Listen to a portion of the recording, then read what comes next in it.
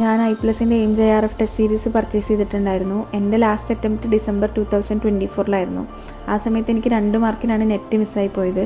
Paper 2 നന്നായിട്ട് score ചെയ്തെങ്കിലും paper 1 ഞാൻ വിചാരിച്ചൊരു സ്കോറിലെത്തിയില്ല. 25 ക്വസ്റ്റ്യനെ എനിക്ക് കറക്റ്റ് ആക്കാൻ പറ്റിയിട്ടുണ്ടായിരുന്നുള്ളൂ. അങ്ങനെയാണ് ഞാൻ ടെസ്റ്റ് സീരീസ് പർച്ചേസ് ചെയ്തത്. ഞാൻ ഡെയിലി ഓരോരോ ടെസ്റ്റ് വെച്ച് ചെയ്യുമായിരുന്നു.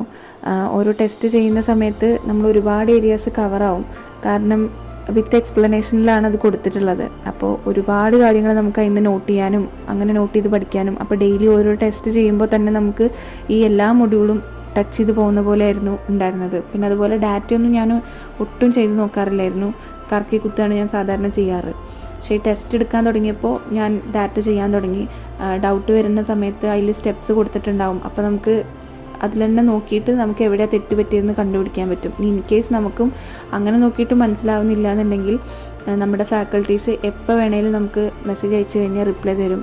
ഡീറ്റെയിൽഡ് ആയിട്ട് അവർ ചെയ്തിട്ട് തന്നെ നമുക്ക് ഇങ്ങോട്ട് അയച്ചു തരും, ഇവിടെയാണ് ഇങ്ങനെയാണ് വരിക എന്ന് പറഞ്ഞിട്ട്. അപ്പോൾ അങ്ങനെയുള്ളൊക്കെ ഒരു സപ്പോർട്ട് കാരണം തന്നെ ഇപ്രാവശ്യം എൻ്റെ എക്സാം നല്ല ടഫായിരുന്നു. ഞാൻ ക്വാളിഫൈ ചെയ്യുന്നേ വിചാരിച്ചിട്ടുണ്ടായിരുന്നില്ല. പക്ഷേ പേപ്പർ 1 എൻ്റെ സ്കോറ് ബൂസ്റ്റ് ചെയ്യാൻ IPLS ഒരുപാട് സഹായിച്ചിട്ടുണ്ട്. 32ഓളം ക്വസ്റ്റ്യൻ എനിക്ക് കറക്റ്റ് ആക്കാൻ പറ്റിയിട്ടുണ്ട്. And thank you so much team IPLS. Thank you.